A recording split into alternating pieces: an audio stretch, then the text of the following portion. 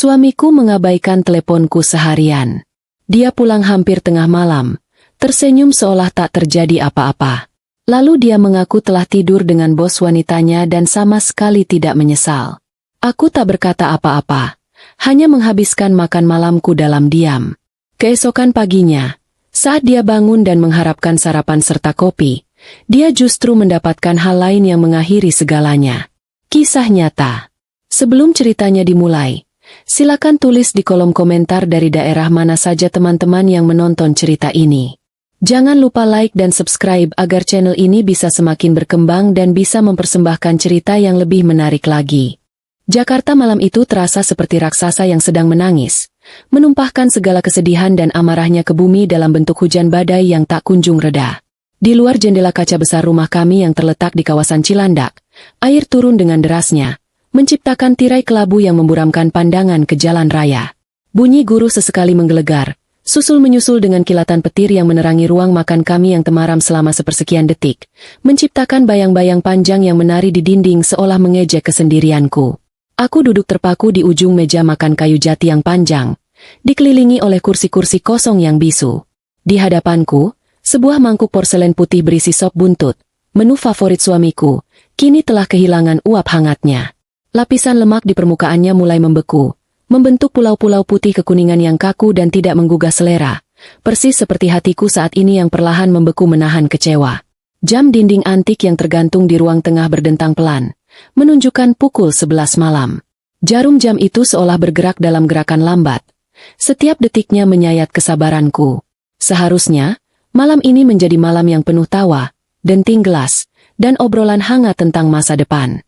Hari ini adalah ulang tahun pernikahan kami yang ke-10, sebuah dekade perjalanan hidup yang kami lalui bersama dari nol, dari masa-masa kami masih naik motor butut berdua hingga kini kami memiliki segalanya. Atau setidaknya, aku pikir kami memiliki segalanya. Aku sudah menyiapkan semuanya dengan sempurna sejak sore tadi. Bunga sedap malam segar yang kutaruh di vas kristal menyebarkan aroma wangi yang kini terasa menusuk dan memuakan bercampur dengan bau hujan. Lilin-lilin aromaterapi yang sempat kunyalakan kini sudah padam, menyisakan lelehan lilin yang mengeras di atas taplak meja, simbol dari harapan yang padam perlahan-lahan. Tanganku kembali meraih ponsel yang tergeletak bisu di samping piring makanku. Layar ponsel itu menyala menyakitkan mata di ruangan yang agak gelap ini, menampilkan deretan notifikasi yang membuat dadaku sesak. Bukan pesan balasan, bukan telepon balik, melainkan daftar 17 panggilan keluar yang tak terjawab. Semuanya tertuju pada satu nama, Mas Bayu. Pesan-pesan WhatsApp yang kukirimkan sejak jam 5 sore masih bercentang abu-abu, seolah-olah suamiku telah lenyap di telan hiruk-pikuk Jakarta. Mas, macet di mana? Hujan gede banget, kamu oke? Mas, sop buntutnya keburu dingin loh, hingga pesan terakhirku yang penuh keputusasaan. Ini hari ulang tahun kita, Mas. Kamu di mana? Tidak ada jawaban. Hanya keheningan yang semakin mencekam, dipecahkan oleh suara hujan yang semakin deras memukul atap rumah. Aku bukan tipe istri yang posesif atau curigaan. Selama 10 tahun mendampingi Bayu, aku paham betul ritme kerjanya sebagai pegawai kantoran di kawasan SCBD yang menuntut dedikasi tinggi. Aku tahu betul bagaimana ganasnya kemacetan Jakarta di jam pulang kantor, apalagi saat hujan deras mengguyur seperti ini. Biasanya, aku akan memaklumi keterlambatannya. Biasanya, aku akan menunggu dengan sabar sambil membaca buku atau menonton televisi. Namun, naluri seorang istri tidak pernah bisa dibohongi. Ada sesuatu yang berbeda malam ini.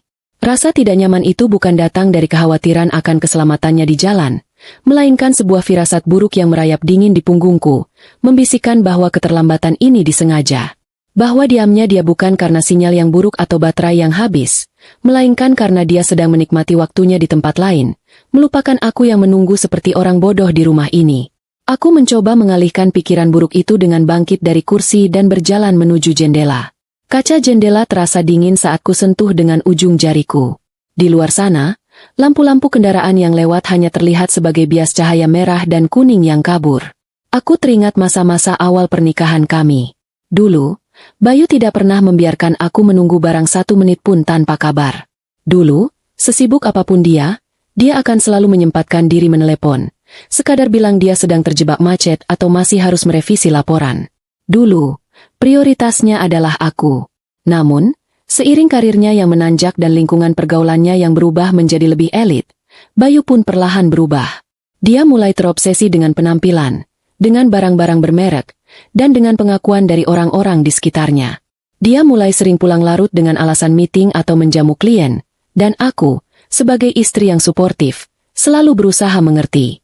Tapi malam ini, di perayaan 10 tahun kami, pengabaian ini terasa seperti tamparan keras di wajahku. Waktu merangkak naik menuju tengah malam.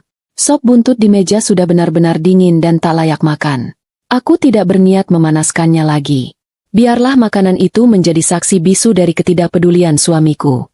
Tepat ketika jam dinding berdentang 12 kali menandakan pergantian hari, suara deru mesin mobil yang halus terdengar mendekat ke pekarangan rumah. Itu bukan suara mesin mobil kami. Mobil kami sedang di bengkel, dan Bayu seharusnya pulang menggunakan taksi daring. Aku menajamkan pendengaran. Jantungku berdegup kencang. Cahaya lampu mobil menyorot menembus celah gorden. Lalu mesin mati. Tak lama kemudian, terdengar suara pintu mobil ditutup dan suara pagar dibuka. Langkah kaki yang kukenal menaiki teras rumah. Kunci diputar, dan pintu utama terbuka. Bayu melangkah masuk. Angin malam yang basah ikut menyelinap masuk bersamanya. Namun anehnya, Bayu tidak terlihat seperti orang yang baru saja bertarung dengan badai Jakarta. Pakaiannya rapi, kemeja kerjanya yang mahal masih licin, dan rambutnya tertata sempurna dengan pomade yang masih mengkilap. Dia tidak basah kuyup, tidak ada sisa-sisa perjuangan menembus hujan atau berdesakan di lobi gedung menunggu jemputan. Dia terlihat segar, seolah baru saja keluar dari salon atau spa. Dan yang paling mencolok adalah senyum di wajahnya. Itu bukan senyum lelah atau senyum bersalah karena pulang terlambat di hari spesial.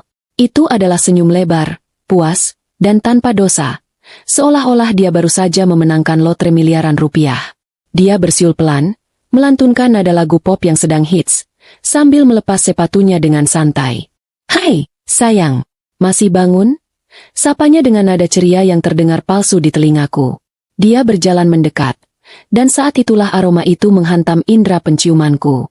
Aroma itu bukan aroma keringat, bukan aroma hujan, dan jelas bukan aroma parfum Bulgari yang biasa dia pakai. Itu adalah aroma Jo Malone, varian English Perk Fresia. Wangi yang manis, mewah, dan feminin. Wangi yang sangat aku kenal karena itu adalah parfum yang sering dipakai oleh atasan-atasan wanita di kantornya, atau wanita-wanita sosialita yang sering kulihat di majalah. Wangi itu menempel kuat di kemejanya, di lehernya, seolah dia baru saja berpelukan erat dengan seseorang yang memakai parfum itu dalam waktu yang lama. Tubuhku menegang. Seluruh persendianku terasa kaku. Amarah yang tadinya berupa bara kecil kini tersiram bensin, menyala hebat di dalam dada. Namun aku menahannya sekuat tenaga agar tidak meledak saat itu juga. Aku adalah Kinan, wanita yang selalu dipuji karena ketenangannya, dan aku tidak akan membiarkan dia melihatku hancur malam ini. "Masih," jawabku singkat. Suaraku terdengar datar dan dingin, kontras dengan gemuruh di dadaku. Mataku tak lepas menatapnya, memindai setiap inci penampilannya, mencari celah kebohongan yang pasti akan dia lontarkan. Bayu sepertinya tidak menyadari perubahan atmosfer di ruangan itu, atau mungkin dia terlalu abai untuk peduli. Dia melirik ke meja makan, melihat hidangan yang sudah dingin dan dekorasi bunga yang mulai layu. "Wah, sop buntut. Sayang banget udah dingin ya. Kamu kenapa nggak makan duluan? Aku kan udah bilang tadi sinyal susah banget. Hujan badai gini bikin provider ngadat," katanya dengan alasan klasik yang sudah basi. Dia berjalan menuju kulkas, mengambil botol air mineral, dan meneguknya langsung dari botol tanpa menggunakan gelas. Tindakan yang biasanya akan kutegur, tapi kali ini kubiarkan. 17 panggilan. "Mas." 17. Kataku pelan namun tajam. Dan puluhan pesan. Apa iya di Jakarta Selatan ini sinyal hilang total selama 6 jam? Apa iya kamu nggak bisa meluangkan waktu 1 menit pun untuk ngabarin istri kamu yang nunggu di rumah pas anniversary? Bayu menghela napas panjang, meletakkan botol air itu dengan sedikit kasar di meja dapur. Dia berbalik menatapku. Wajahnya menunjukkan ekspresi lelah yang dibuat-buat. "Kinan, please deh. Jangan mulai drama malam-malam gini. Aku capek kerja seharian. Tadi itu case banget di kantor. Deadline numpuk, bos marah-marah. Terus pas mau pulang macetnya ampun-ampunan. Aku sampai stres. Kamu harusnya ngerti dong. Bukannya malah nyudutin aku kayak gini." Dia memutarbalikan fakta, mencoba membuatku merasa bersalah karena menuntut kabar darinya. Taktik manipulasi yang belakangan ini sering dia gunakan. Kamu pulang naik apa? Tanyaku, mengabaikan keluhannya. Taksi online lah, masa jalan kaki? Jawabnya cepat. Terlalu cepat. Taksi online kok wangi banget parfum perempuan? Wangi Jo Malone mahal yang jelas bukan punya kamu, dan bukan punya aku. Tembakku langsung. Aku melihat bola matanya bergerak gelisah sesaat. Namun dengan cepat dia kembali memasang wajah polosnya yang menyebalkan itu. Oh, itu. Dia terkekeh pelan, berusaha terdengar santai. Tadi aku bareng sama teman kantor, si Rina. Kebetulan searah. Jadi kita pesen taksi bareng biar hemat. Dia kan emang suka pakai parfum yang wanginya nyengat gitu. Mungkin nempel pas desak-desakan di lobi atau pas duduk di mobil. Kamu cemburuan banget sih sekarang. Kebohongan lagi. Rina tinggal di Bekasi, arah yang berlawanan dengan rumah kami di Cilandak. Dan aku tahu Rina, dia bukan tipe wanita yang memakai Jo Malone. Bayu benar-benar menganggapku bodoh. Dia pikir aku adalah istri yang hanya tahu urusan dapur dan kasur, yang tidak tahu apa-apa tentang dunia luar. Dia lupa bahwa aku adalah seorang manajer yang terbiasa menganalisis data dan perilaku orang. Dia lupa bahwa intuisiku setajam silet. Aku menatapnya dalam-dalam, mencoba menyelami seberapa jauh dia telah tersesat. Di balik wajah tampan yang dulu kucintai itu, kini aku hanya melihat seorang pria asing yang egois dan pengecut. Sudahlah, Mas. Makanannya sudah dingin. Hatiku juga sudah dingin. Kalau kamu lapar, panasin sendiri. Aku mau tidur, kataku akhirnya, memutuskan untuk mengakhiri sandiwara malam ini. Tidak ada gunanya berdebat dengan pembohong ulung di saat emosi sedang tidak stabil.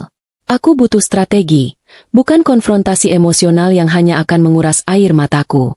Aku bangkit dari kursi, merapikan piringku tanpa suara, dan berjalan melewatinya menuju tangga. Saat aku melewatinya, aroma parfum wanita lain itu kembali menusuk hidungku, kali ini lebih kuat, seolah mengejekku tepat di muka. Bayu tidak berusaha menahanku. Dia bahkan tidak mengucapkan selamat ulang tahun pernikahan atau meminta maaf dengan tulus. Dia hanya mengangkat bahu, lalu duduk di sofa ruang tengah, menyalakan televisi, dan kembali bersiul. Sikapnya yang begitu tenang dan tanpa beban itu justru semakin meyakinkanku bahwa ada sesuatu yang besar yang dia sembunyikan. Sesuatu yang akan menghancurkan rumah tangga kami hingga berkeping-keping. Malam itu, di kamar tidur kami yang luas dan dingin, aku berbaring memunggungi sisi tempat tidur Bayu. Aku mendengar dia naik ke atas setengah jam kemudian. Dia masuk ke kamar mandi, membersihkan diri, atau lebih tepatnya, membersihkan jejak-jejak pengkhianatannya. Saat dia keluar dan naik ke tempat tidur, dia langsung memelukku dari belakang. Pelukan yang dulu selalu memberiku rasa aman, kini terasa seperti lilitan ular berbisa. Aku menepis tangannya pelan, berpura-pura sudah tidur lelap. Dia tidak memaksa, hanya mendengus pelan lalu berbalik memunggungiku. Tak lama kemudian, suara dengkurannya terdengar memenuhi kamar. Dia tidur dengan nyenyak, tanpa beban dosa sedikit pun. Sementara aku, mataku terbuka lebar menatap kegelapan, merancang sebuah rencana. Air mataku tidak menetes. Rasa sakit ini telah melampaui tangisan. Ini adalah rasa sakit yang menuntut pembalasan. Sebuah keadilan yang harus kutegakkan sendiri. Sarapan besok pagi tidak akan pernah sama lagi. Ini akan menjadi sarapan terakhir bagi Bayu sebagai suamiku, dan sebagai pemilik hidup yang selama ini dia sia-siakan. Hai, sayang, masih bangun? Sapanya dengan nada ceria yang terdengar palsu di telingaku. Dia berjalan mendekat, dan saat itulah aroma itu menghantam indera penciumanku. Aroma itu bukan aroma keringat, bukan aroma hujan, dan jelas bukan aroma parfum Bulgari yang biasa dia pakai. Itu adalah aroma Jo Malone, varian English Perk Fresia, wangi yang manis, mewah, dan feminin. Wangi yang sangat aku kenal karena itu adalah parfum yang sering dipakai oleh atasan-atasan wanita di kantornya, atau wanita-wanita sosialita yang sering kulihat di majalah. Wangi itu menempel kuat di kemejanya, di lehernya, seolah dia baru saja berpelukan erat dengan seseorang yang memakai parfum itu dalam waktu yang lama. Tubuhku menegang. Seluruh persendianku terasa kaku. Amarah yang tadinya berupa bara kecil kini tersiram bensin, menyala hebat di dalam dada. Namun aku menahannya sekuat tenaga agar tidak meledak saat itu juga. Aku adalah Kinan, wanita yang selalu dipuji karena ketenangannya, dan aku tidak akan membiarkan dia melihatku hancur malam ini. Masih, jawabku singkat. Suaraku terdengar datar dan dingin, kontras dengan gemuruh di dadaku. Mataku tak lepas menatapnya, memindai setiap inci penampilannya, mencari celah kebohongan yang pasti akan dia lontarkan.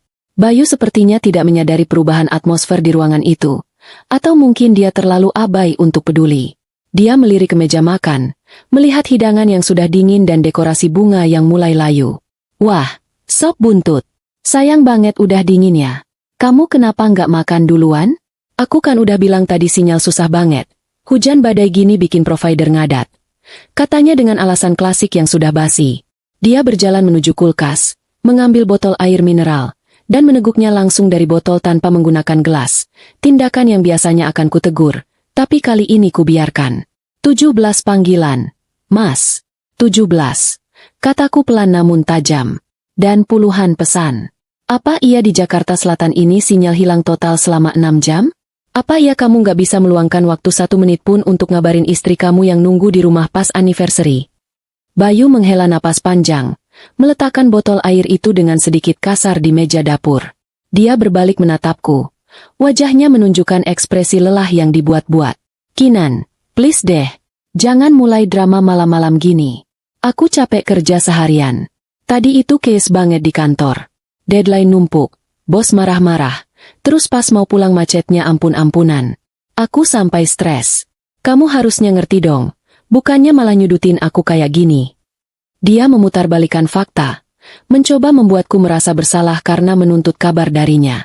Taktik manipulasi yang belakangan ini sering dia gunakan. Kamu pulang naik apa? Tanyaku, mengabaikan keluhannya. Taksi online lah, masa jalan kaki? Jawabnya cepat, terlalu cepat. Taksi online kok wangi banget parfum perempuan? Wangi Jo Malone mahal yang jelas bukan punya kamu, dan bukan punya aku. Tembakku langsung. Aku melihat bola matanya bergerak gelisah sesaat. Namun dengan cepat dia kembali memasang wajah polosnya yang menyebalkan itu. Oh, itu. Dia terkekeh pelan, berusaha terdengar santai. Tadi aku bareng sama teman kantor, si Rina. Kebetulan searah. Jadi kita pesen taksi bareng biar hemat.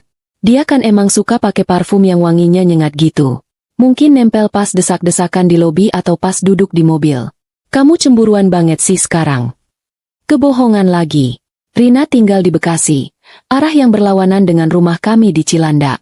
Dan aku tahu Rina, dia bukan tipe wanita yang memakai Jo Malone. Bayu benar-benar menganggapku bodoh. Dia pikir aku adalah istri yang hanya tahu urusan dapur dan kasur, yang tidak tahu apa-apa tentang dunia luar. Dia lupa bahwa aku adalah seorang manajer yang terbiasa menganalisis data dan perilaku orang. Dia lupa bahwa intuisiku setajam silet. Aku menatapnya dalam-dalam, mencoba menyelami seberapa jauh dia telah tersesat. Di balik wajah tampan yang dulu kucintai itu, kini aku hanya melihat seorang pria asing yang egois dan pengecut. Sudahlah, Mas, makanannya sudah dingin, hatiku juga sudah dingin. Kalau kamu lapar, panasin sendiri. Aku mau tidur, kataku akhirnya, memutuskan untuk mengakhiri sandiwara malam ini. Tidak ada gunanya berdebat dengan pembohong ulung di saat emosi sedang tidak stabil. Aku butuh strategi, bukan konfrontasi emosional yang hanya akan menguras air mataku. Aku bangkit dari kursi, merapikan piringku tanpa suara, dan berjalan melewatinya menuju tangga. Saat aku melewatinya, aroma parfum wanita lain itu kembali menusuk hidungku, kali ini lebih kuat, seolah mengejekku tepat di muka. Bayu tidak berusaha menahanku. Dia bahkan tidak mengucapkan selamat ulang tahun pernikahan atau meminta maaf dengan tulus. Dia hanya mengangkat bahu, lalu duduk di sofa ruang tengah, menyalakan televisi, dan kembali bersiul. Sikapnya yang begitu tenang dan tanpa beban itu justru semakin meyakinkanku bahwa ada sesuatu yang besar yang dia sembunyikan. Sesuatu yang akan menghancurkan rumah tangga kami hingga berkeping-keping. Malam itu, di kamar tidur kami yang luas dan dingin, aku berbaring memunggungi sisi tempat tidur Bayu. Aku mendengar dia naik ke atas setengah jam kemudian. Dia masuk ke kamar mandi, membersihkan diri, atau lebih tepatnya, membersihkan jejak-jejak pengkhianatannya. Saat dia keluar dan naik ke tempat tidur, dia langsung memelukku dari belakang. Pelukan yang dulu selalu memberiku rasa aman, kini terasa seperti lilitan ular berbisa. Aku menepis tangannya pelan, berpura-pura sudah tidur lelap. Dia tidak memaksa, hanya mendengus pelan lalu berbalik memunggungiku. Tak lama kemudian, suara dengkurannya terdengar memenuhi kamar. Dia tidur dengan nyenyak, tanpa beban dosa sedikit pun. Sementara aku, mataku terbuka lebar menatap kegelapan, merancang sebuah rencana. Air mataku tidak menetes. Rasa sakit ini telah melampaui tangisan. Ini adalah rasa sakit yang menuntut pembalasan. Sebuah keadilan yang harus kutegakkan sendiri. Sarapan besok pagi tidak akan pernah sama lagi. Ini akan menjadi sarapan terakhir bagi Bayu sebagai suamiku, dan sebagai pemilik hidup yang selama ini dia sia-siakan. Cahaya matahari pagi yang pucat menerobos masuk melalui celah-celah tirai kamar, membangunkan aku dari tidur yang tidak nyenyak. Hujan sudah berhenti, menyisakan jejak basah di jendela dan udara pagi yang terasa lembab dan dingin. Aku melirik jam di nakas. Pukul 5 pagi. Bayu masih tertidur pulas di sampingku. Mulutnya sedikit terbuka, napasnya teratur. Wajahnya saat tidur terlihat begitu damai, menyembunyikan monster yang bersemayam di dalamnya. Aku bangun perlahan, berusaha tidak menimbulkan suara sedikit pun. Langkah kakiku membawaku keluar kamar, menuruni tangga menuju dapur yang masih berantakan sisa semalam. Biasanya, jam segini aku akan sibuk di dapur, menyiapkan nasi uduk atau nasi goreng spesial, menyeduh kopi sidikalang yang aromanya selalu berhasil membangunkan Bayu dengan senyum. Tapi pagi ini, tidak ada semangat itu. Tidak ada keinginan untuk melayaninya. Aku hanya membersihkan meja makan, membuang sop buntut yang sudah basi ke tempat sampah, dan mencuci piring-piring kotor dengan gerakan mekanis. Pikiranku melayang pada kejadian semalam, pada aroma parfum itu, pada 17 panggilan tak terjawab. Rasa sakit itu masih ada. Namun kini bercampur dengan rasa penasaran yang membuncah. Aku butuh kebenaran. Aku butuh mendengar pengakuan itu langsung dari mulutnya. Betapapun menyakitkannya itu nanti. 1 jam berlalu. Aku duduk di sofa ruang tengah dengan secangkir teh hangat di tangan, menunggu. Pukul 6 tepat. Aku mendengar langkah kaki menuruni tangga. Bayu muncul dengan wajah segar sehabis mandi. Dia mengenakan kemeja putih favoritnya yang kusetrika kemarin lusa, celana bahan hitam yang pas di kaki, dan rambut yang sudah tertata rapi. Dia terlihat siap untuk menaklukkan dunia, atau setidaknya, menaklukkan wanita lain. Dia bersiul lagi, lagu yang sama seperti semalam, lagu dari penyanyi Tulus yang liriknya tentang cinta, ironis sekali. Dia melihatku duduk di sofa dan tersenyum lebar, senyum yang membuat perutku mual. Pagi, sayang. Wah, udah rapi aja. Mana kopinya? Aku butuh kafein nih sebelum meeting pagi. Tanyanya santai sambil mengancingkan manset lengan kemejanya. Dia berjalan menuju dapur. Namun langkahnya terhenti saat melihat meja makan yang kosong. Tidak ada tudung saji yang menutupi sarapan. Tidak ada aroma kopi yang mengepul. Hanya meja kayu yang bersih mengkilap. Loh, kok belum ada sarapan? Kamu sakit, Kin? Tanyanya, menoleh ke arahku dengan alis berkerut. Nada suaranya bukan nada khawatir, melainkan nada protes karena kenyamanannya terganggu. Duduk. Mas, aku mau bicara, kataku dingin, meletakkan cangkir tehku ke atas meja kopi dengan bunyi, klak, yang cukup keras. Bayu menatapku sejenak, lalu mendengus geli. Dia berjalan mendekat dan duduk di sofa tunggal di hadapanku, menyilangkan kakinya dengan angkuh. Ada apa sih? Pagi-pagi kok tegang banget mukanya. Masalah semalam lagi? Kan aku udah jelasin, aku bareng Rina. Jangan sebut nama Rina lagi, potongku tajam. Aku sudah cek Instagram Rina. Semalam dia instastory lagi makan malam sama suaminya di Bekasi. Jadi, berhenti bohong pakai nama orang lain. Wajah Bayu berubah sedikit, senyumnya memudar, namun belum hilang sepenuhnya. Dia tampak terkejut karena aku melakukan pengecekan fakta, sesuatu yang jarang kulakukan sebelumnya. Dia mengubah posisi duduknya, sedikit lebih tegak, menatapku dengan tatapan yang mulai menantang. Oke, kamu jadi detektif sekarang? Terus maumu apa? Kamu mau nuduh aku apa? Aku nggak nuduh, Mas. Aku cuma minta kejujuran. Demi 10 tahun pernikahan kita, demi rasa hormat yang tersisa, tolong jujur. Kamu dari mana semalam? Dan parfum siapa yang nempel di baju kamu? Suaraku bergetar sedikit di akhir kalimat. Bukan karena sedih, tapi karena menahan emosi yang meluap-luap. Bayu terdiam cukup lama. Dia menatap langit-langit ruang tengah, lalu menatap lukisan abstrak di dinding, seolah menimbang-nimbang sesuatu. Kemudian, dia menarik napas panjang dan menghembuskannya kasar. Tiba-tiba, ekspresi wajahnya berubah total. Topeng suami baik-baik itu runtuh, digantikan oleh wajah asli yang penuh keangkuhan dan rasa percaya diri yang berlebihan. Dia tersenyum miring, Sebuah senyum sinis yang belum pernah kulihat sebelumnya ditujukan padaku. Oke, kalau itu mau kamu. Aku capek juga harus kucing-kucingan terus. Capek harus ngarang cerita konyol buat nenangin kamu. Katanya dengan suara yang tenang namun menusuk. Dia mencondongkan tubuhnya ke depan, menatap mataku lekat-lekat. Aku tadi malam sama Bu Clarissa. Bos aku. Anak komisaris perusahaan. Jantungku berhenti berdetak sesaat. Nama itu. Nama wanita yang sering dia ceritakan dengan nada kagum. Wanita yang dia bilang arogan tapi cerdas. Ternyata kekaguman itu bukan sekadar kekaguman profesional. Kami main di kantor pas jam lembur. Terus lanjut di mobilnya karena hujan bikin suasana makin mendukung. Dan akhirnya kami check-in di Hotel Bintang 5 di daerah Senayan. Puas? Lanjutnya tanpa ragu, tanpa jeda. Seolah sedang menceritakan agenda rapat. Kata-katanya meluncur mulus. Menghantam dadaku bertubi-tubi seperti peluru. Tidak ada rasa bersalah sedikit pun di matanya. Yang ada justru kilatan bangga. Seolah dia baru saja memamerkan pencapaian terbesarnya. Aku terpaku. Mulutku terasa keluh. Aku membayangkan pengakuan yang penuh air mata dan permohonan maaf. Tapi yang kudapatkan adalah sebuah deklarasi perang yang brutal. Kamu tidur sama dia? Tanyaku lirih, memastikan pendengaranku tidak salah. Iya, Kinan. Aku tidur sama dia. Dan jujur aja ya, Bayu menyandarkan punggungnya kembali ke sofa, merentangkan tangannya lebar-lebar.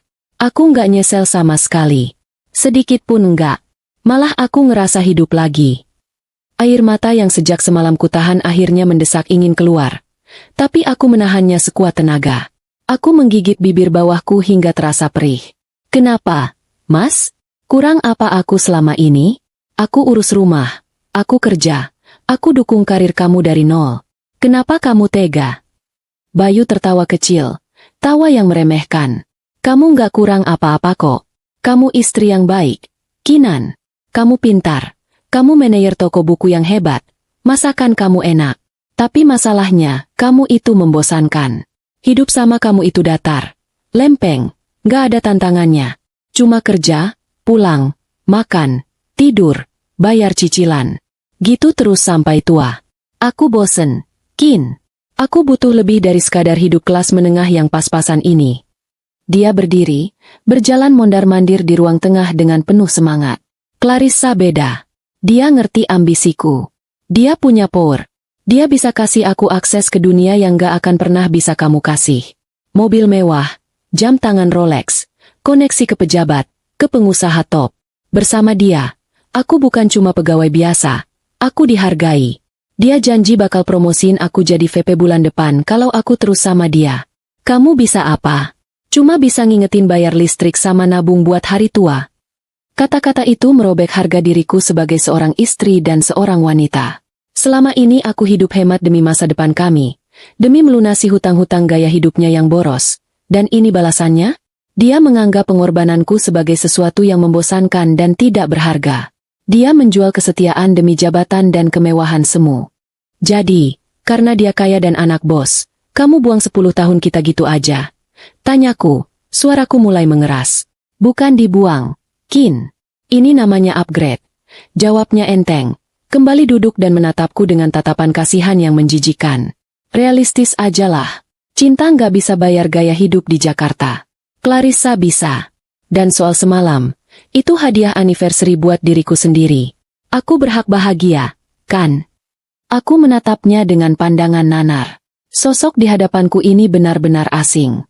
Monster yang selama ini bersembunyi di balik topeng suami idaman akhirnya menampakkan wujud aslinya. Dia merasa berhak mengkhianatiku demi ambisi pribadinya. Dia merasa tidak berdosa karena menurut logikanya yang bengkok, dia sedang mengejar kebahagiaan. Oke, Mas. Ucapku pelan. Jadi itu pilihanmu. Clarissa dan segala kemewahannya. Tepat sekali. Dan aku harap kamu bisa nerima ini dengan dewasa. Kita bisalah ya hidup masing-masing dulu. Atau ya terserah kamu mau gimana. Yang jelas aku nggak mau lepasin peluang emas ini, katanya sambil melirik jam tangan. Udah aku mau berangkat. Clarissa udah nunggu buat meeting pagi. Mau bahas proyek baru sekalian sarapan di kafe mahal. Minggir dong, aku mau ambil kunci mobil. Dia bangkit berdiri, merapikan kerah bajunya, dan bersiap pergi seolah percakapan barusan hanyalah obrolan ringan tentang cuaca. Dia benar-benar tidak menganggapku sebagai ancaman. Dia pikir aku akan menangis meraung-raung, memohon padanya untuk tetap tinggal, atau menerimanya kembali karena aku tidak bisa hidup tanpanya. Dia salah besar. Aku menatap punggungnya yang menjauh menuju gantungan kunci. Di dalam kepalaku, roda-roda rencana mulai berputar cepat. Rasa sakit hati itu seketika berubah menjadi bahan bakar yang sangat kuat. Jika dia ingin bermain api dengan mengatasnamakan ambisi, maka aku akan menunjukkan padanya apa arti kehancuran yang sesungguhnya. Aku mengambil sisa sendok tehku, menyesapnya perlahan. Teh itu sudah dingin, sepahit kenyataan yang baru saja kutelan. Tidurlah, Mas, bisikku pelan, lebih kepada diriku sendiri, saat mendengar pintu depan tertutup dan suara mobil menderu pergi. Kamu pikir kamu baru saja memenangkan dunia. Tapi kamu lupa, kamu baru saja membangunkan musuhmu yang paling berbahaya di rumahmu sendiri. Aku meletakkan cangkir, membuka laptop di meja kerja sudut ruangan, dan mulai mengetik. Waktunya audit. Waktunya mengambil kembali apa yang menjadi hakku sebelum dia dan selingkuhannya menghabiskannya. Sarapan pagi ini mungkin terlewatkan, tapi aku akan memastikan sarapan besok pagi akan menjadi hidangan yang tak akan pernah bisa dia telan seumur hidupnya. Operasi senyap dimulai sekarang. Suara deru mobil Mas Bayu yang perlahan menghilang di kejauhan pagi itu meninggalkan keheningan yang mencekam di rumah kami. Namun, keheningan itu tidak lagi terasa menyedihkan seperti malam sebelumnya. Sebaliknya, keheningan ini terasa seperti kanvas kosong yang siap kulukis dengan rencana-rencana baru. Mas Bayu mungkin berpikir dia telah memenangkan pertarungan pagi ini dengan pengakuan jujurnya yang brutal, meninggalkan istri yang dia anggap lemah dan membosankan di rumah.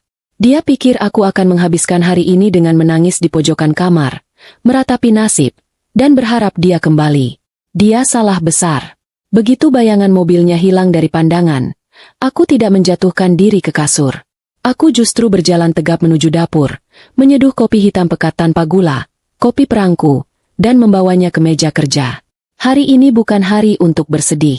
Hari ini adalah hari untuk audit, hari untuk berhitung, dan hari untuk mengambil kembali apa yang menjadi hakku.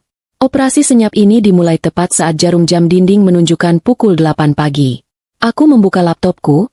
Layar yang menyala menampilkan pantulan wajahku yang tidak lagi sembab, melainkan keras dan fokus. Target utamaku adalah sektor keuangan. Selama 10 tahun menikah, aku mempercayakan sebagian besar administrasi keuangan kepada Mas Bayu dengan asumsi bahwa kami adalah satu tim. Namun, pengkhianatan ini telah membatalkan semua kontrak tak tertulis itu. Aku membuka laman internet banking. Kami memiliki 2 rekening utama. Rekening pertama adalah rekening operasional untuk gaji Mas Bayu yang digunakan membayar tagihan bulanan. Rekening kedua, dan yang paling krusial, adalah rekening tabungan masa depan yang terdaftar atas nama Mas Bayu demi kemudahan administrasi saat itu. Namun isinya 90% berasal dari warisan almarhumah ibuku. Jantungku berdegup kencang saat melihat nominal saldo di rekening tabungan itu. Angkanya masih utuh. Syukurlah. Uang itu adalah hasil penjualan tanah warisan kakek di kampung dan sisa tabungan ibuku selama puluhan tahun menjadi guru SD. Uang itu memiliki nilai sentimental yang jauh lebih tinggi daripada sekadar deretan angka 0. Itu adalah keringat dan air mata orang tuaku, yang rencananya akan kami gunakan untuk merenovasi rumah ini agar ada kamar bayi, impian yang kini terasa konyol. Tanpa ragu sedikit pun, jari-jariku menari di atas keyboard. Aku melakukan pemindahan dana secara masif. Bukan mencuri, aku hanya menyelamatkan apa yang memang milikku. Aku mentransfer seluruh dana warisan itu, hingga digit terakhir, ke rekening pribadiku yang sudah lama tidak aktif namun masih bisa digunakan. Aku melihat lingkaran loading di layar berputar-putar, seolah sedang mengejek keteganganku, hingga akhirnya muncul notifikasi berwarna hijau, transaksi berhasil. Detik itu juga, aku merasa separuh beban di pundakku terangkat. Uang ibuku selamat dari cengkeraman suami yang sedang dimabuk asmara dengan wanita lain. Langkah selanjutnya adalah memutus suplai logistik musuh. Mas Bayu memiliki kebiasaan buruk. Dia suka memegang kartu kredit tambahan yang limitnya terhubung dengan akun utamaku. Sebuah kebodohan yang kulakukan dulu atas nama cinta dan kepercayaan. Aku mengakses portal manajemen kartu kredit. Mataku menyipit saat menelusuri riwayat transaksi bulan ini. Benar saja. Ada deretan transaksi yang membuat darahku mendidih. The Westin Jakarta, Rp4.500.000. Senayan City, Joe Malone Boutique, Rp3.200.000. Union Brasserie, Rp1.800.000. Tanggal-tanggal transaksi itu bertepatan dengan hari-hari di mana dia bilang sedang lembur atau dinas luar kota. Jadi, selama ini aku yang membiayai perselingkuhannya? Aku yang membayar hotel tempat mereka tidur dan parfum yang dia pakai untuk merayu bosnya? Rasa mual menyergap perutku. Tapi aku menahannya. Dengan senyum dingin, aku tidak memblokir kartu itu, karena itu akan memberinya notifikasi instan. Sebaliknya, aku menggunakan fitur, atur limit belanja. Aku mengubah limit transaksi hariannya menjadi 0 rupiah. Kartu itu akan terlihat aktif, tidak ada tanda-tanda pemblokiran, tapi saat digesek, mesin edisi manapun akan menolaknya. Biarlah dia merasakan malunya nanti. Setelah urusan finansial terkunci, aku beralih ke pengumpulan bukti. Aku tahu Mas Bayu ceroboh. Keangkuhannya membuatnya merasa tidak tersentuh. Dia sering lupa logout WhatsApp web di laptop rumah yang terhubung dengan akun kerjanya. Aku membuka aplikasi itu, dan benar saja, riwayat percakapannya dengan kontak bernama Bu Clarissa, bos, terpampang jelas di urutan teratas. Aku tidak perlu mencari-cari, mereka begitu vulgar dan terbuka. Aku membaca pesan-pesan itu satu persatu, menahan rasa sakit yang menusuk setiap kali membaca panggilan sayang atau rencana kotor mereka. Besok di kantor jam istirahat ya, ruangan arsip sepi. Tulis Clarissa. Siap. Sayang. Istriku bodoh kok, dia nggak bakal curiga. Balas Bayu. Aku menekan tombol print screen berkali-kali. Aku menyimpan setiap foto, setiap janji temu, setiap bukti check-in hotel yang mereka kirimkan satu sama lain. Aku juga membuka Google Photos miliknya. Aku tahu passwordnya karena tanggal lahirnya tidak pernah berubah, dan menemukan album tersembunyi berisi foto-foto liburan, dinas, mereka ke Bali bulan lalu. Semua bukti itu kucetak, lembar demi lembar. Tinta printer yang mendesis seolah menyuarakan amarahku. Aku menyusunnya rapi ke dalam sebuah map plastik berwarna merah menyala. Map ini akan menjadi senjata pemungkas. Selesai dengan bukti digital, aku meraih ponselku. Sudah saatnya memanggil bala bantuan. Hanya ada satu nama yang terlintas di kepalaku. Vina, kakak perempuanku. Satu-satunya keluarga kandung yang kupunya setelah ibu dan ayah meninggal. Vina adalah kebalikan dariku. Jika aku adalah air yang tenang, Vina adalah api yang berkobar. Dia adalah pengacara perceraian senior di sebuah firma hukum ternama di Jakarta Selatan. Wanita tangguh yang dijuluki Singa Betina oleh rekan-rekan sejawatnya karena kegalakannya di meja hijau. Tanganku sedikit gemetar saat menekan tombol panggil. Telepon tersambung pada dering ketiga. Halo, Dek? Tumben telepon jam kerja. Ada apa? Suara Vina terdengar tegas namun hangat di telingaku. Aku menarik napas panjang, berusaha agar suaraku tidak pecah. Mbak Vin, aku butuh bantuan. Aku mau cerai. Hening sejenak di ujung sana. Aku tahu Vina sedang mencerna kalimatku. Dia tidak pernah menyukai Bayu sejak awal. Dia selalu bilang Bayu terlalu pesolek dan narsis untukku, tapi dia menghargai pilihanku. Bayu macem-macem? Tanyanya langsung, nadanya berubah tajam. Selingkuh, Mbak, sama bosnya. Dia ngaku sendiri tadi pagi, dan dia nggak nyesel. Dia bilang aku membosankan. Ceritaku, air mata yang kutahan akhirnya menetes satu persatu, bukan karena sedih kehilangan Bayu, tapi lega karena akhirnya aku mengatakannya pada seseorang. Kurang ajar. Suara Vina menggelegar. Aku yakin dia baru saja menggebrak meja kerjanya. Si anak manja itu berani ngomong gitu ke adikku? Setelah semua yang kamu korbankan? Tenang, Dek, hapus air matamu. Jangan nangis buat laki-laki sampah. Kamu di rumah? Aku kirim timku buat siapin berkas sekarang.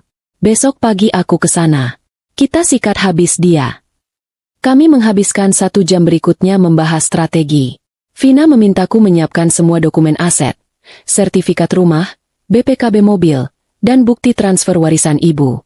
Ternyata, secara hukum posisi Bayu sangat lemah. Rumah ini dibeli dengan uang muka besar dari warisan ibu, dan cicilannya dibayar dari gaji gabungan, tapi porsi terbesarnya dari asetku. Vina meyakinkanku bahwa dia bisa membuat Bayu keluar dari rumah ini tanpa membawa sehelai benang pun selain pakaian yang melekat di badannya. Percakapan dengan Vina memberiku kekuatan baru. Aku bukan lagi istri yang teraniaya. Aku adalah klien yang sedang mempersiapkan gugatan.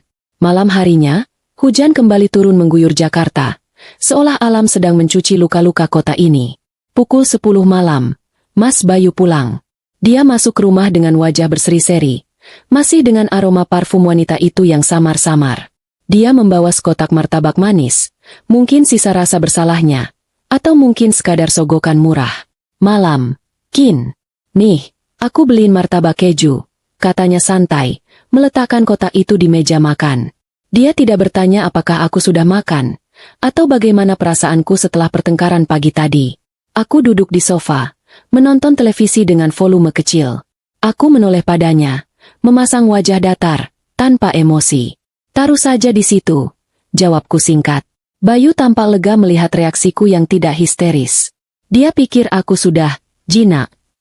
Dia pikir aku sudah menerima nasibku sebagai istri yang diduakan. Dia berjalan mendekat, hendak mencium keningku, tapi aku memalingkan wajah pura-pura mengambil remote TV. Dia tidak tersinggung, malah tertawa kecil. Gitu dong, jangan cemberut terus. Nanti tua lo. Aku mandi dulu ya.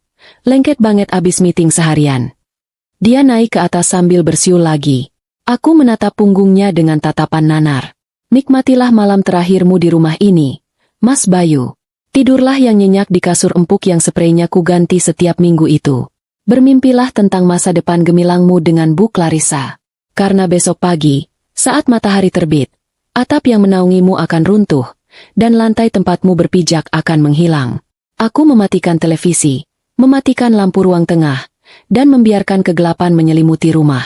Operasi senyap telah selesai. Tahap eksekusi dimulai besok pagi. Sinar matahari pagi menyelinap malu-malu di balik gorden kamar tamu tempatku tidur semalam. Aku sengaja tidur terpisah dengan alasan sakit kepala, membiarkan Mas Bayu menguasai kamar utama sendirian. Hari ini adalah hari Jumat, hari yang dalam kalenderku telah kutandai sebagai hari penghakiman. Aku bangun lebih awal dari biasanya, pukul 4 pagi. Mandi air dingin untuk menyegarkan pikiran dan menguatkan mental. Aku tidak mengenakan daster atau baju rumah lusuh seperti biasanya. Hari ini, aku mengenakan setelan kerja terbaikku, celana bahan high-waist berwarna navy, blus sutra putih gading, dan blazer senada yang memberikan siluet tegas dan berwibawa. Aku memulas wajahku dengan riasan flawless, menyembunyikan lingkaran hitam di bawah mata, dan mengoleskan lipstik merah marun, warna keberanian. Pukul 6 pagi, bel rumah berbunyi. Itu Marcel, teman gymku yang sudah kuminta datang. Marcel bertubuh raksasa, dengan otot biceps yang seolah ingin merobek kaos ketatnya, dan tato tribal yang menjalar dari leher hingga lengan. Di balik penampilannya yang garang, Marcel adalah pria yang sangat sopan dan setia kawan. Dia datang membawa 2 bungkus nasi uduk langganan kami di ujung jalan. Aroma sambal kacang dan bawang goreng langsung memenuhi ruang tamu. Pagi, Mbak Kinan. Siap untuk pertunjukan hari ini? Tanya Marcel sambil menyeringai, menyerahkan 1 bungkus nasi uduk padaku. Pagi, Sel. Siap banget. Makasih ya udah mau bantu. Jawabku sambil tersenyum. Santai, Mbak. Aku juga gedek denger cerita cowok model begini. Biar aku yang jadi bodyguard Mbak hari ini, katanya sambil mengepalkan tangan kanannya yang sebesar bongkahan batu. Kami duduk di meja makan. Aku menatap piring-piring, menuangkan nasi uduk yang masih mengepul itu ke piring Marcel, lengkap dengan ayam goreng, semur tahu, dan kerupuk yang melimpah. Kami sengaja menciptakan suasana sarapan yang hangat dan akrab. Tak lama kemudian, tepat pukul 7:04, pintu depan kembali terbuka pelan. Vina masuk tanpa mengetuk. Dia punya kunci cadangan. Kakakku itu tampil memukau dengan setelan blazer merah menyala, rambut bobnya yang tajam, dan sepatu hak tinggi yang berbunyi tak-tak penuh intimidasi di lantai marmer. Di tangannya, dia memegang map merah yang kusiapkan semalam. Kini sudah ditambah dengan berkas-berkas resmi berlogo firma hukumnya. Semua sudah siap? Tanya Vina tanpa basa-basi. Dia duduk di ujung meja, meletakkan map itu dengan posisi strategis. Siap, Mbak. Jawabku. Oke, kita tunggu pangeran kesiangan itu turun, kata Vina sambil melipat tangan di dada. Tepat pukul 7 pas, terdengar suara pintu kamar utama terbuka di lantai atas. Langkah kaki berat menuruni tangga. Mas Bayu, dengan wajah bantal dan rambut yang masih acak-acakan, berjalan turun sambil menguap lebar. Dia hanya mengenakan kaos oblong putih dan celana pendek boxer, benar-benar tidak siap untuk menghadapi apa yang menunggunya di bawah. Sayang, kopi mana? Kok bau nasi uduk? Tumben beli? Wangi banget. Racau Bayu sambil mengucek matanya. Dia berjalan menuju ruang makan dengan mata setengah terpejam, hidungnya kembang-kempis mencium aroma sarapan. Namun, langkahnya terhenti mendadak saat matanya menangkap sosok asing di meja makan. Bayu membelalakan mata. Rasa kantuknya seketika hilang berganti kaget. Dia melihat Marcel, pria berotot besar yang sedang asyik melahap paha ayam goreng dengan tangan telanjang, duduk di kursi yang biasanya diduduki Bayu. "Siapa ini?" "Heh, lu siapa?" bentak Bayu. Suaranya parau tapi tinggi. Dia menunjuk Marcel dengan jari telunjuk yang gemetar. "Kinan, ini siapa laki-laki ini? Kenapa dia makan di meja makan gue?" Marcel menghentikan kunyahannya, lalu menoleh perlahan ke arah Bayu. Dia menjilat sisa sambal di jempolnya dengan santai, lalu tersenyum lebar yang terlihat lebih menakutkan daripada ramah. "Woi, bro, udah bangun? Kenalin, gue Marcel, teman Gimbini lu. Enak banget nasi uduk di sini, sambelnya nendang." Bayu melongo, wajahnya memerah padam karena marah dan bingung. Dia menoleh ke arah dapur, mencari sosokku. "Kinan, keluar kamu. Jelasin ini semua." Aku melangkah keluar dari dapur dengan tenang, membawa secangkir teh hangat untuk diriku sendiri. Penampilanku yang rapi dan elegan membuat Bayu tertegun sejenak. Dia terbiasa melihatku dengan daster kumal di pagi hari, bukan sebagai wanita karir yang mempesona. "Ada apa sih, Mas? Berisik banget pagi-pagi," tanyaku datar, berdiri di samping Vina yang masih dia mengamati seperti predator mengincar mangsa. "Kamu tanya ada apa? Itu siapa? Preman mana yang kamu bawa ke rumah?" teriak Bayu histeris, menunjuk Marcel lagi. "Dan kenapa dia makan jatah sarapan aku?" "Oh, itu Marcel. Dia tamu undanganku," jawabku santai, menyeruput tehku sedikit. "Dan soal sarapan, sarapanmu sudah dimakan Marcel. Karena menurutku, kamu tidak butuh sarapan di sini lagi. Kamu kan bisa sarapan kroasang mahal sama Bu Clarissa." Bayu ternganga. Sebelum dia sempat membalas, Vina berdeham keras. Suara dehamannya memecah ketegangan, mengalihkan fokus Bayu ke sosok wanita berjas merah di ujung meja. "Siapa lagi ini?" "Vina, ngapain kamu di sini?" tanya Bayu. Nyalinya sedikit menciut melihat kakak iparnya yang terkenal galak itu. Vina tersenyum tipis, sangat tipis. Dia mendorong map merah itu ke tengah meja, tepat ke hadapan Bayu yang masih berdiri mematung. "Duduk. Bayu, kita perlu bicara sebentar sebelum kamu diusir dari sini." "Diusir?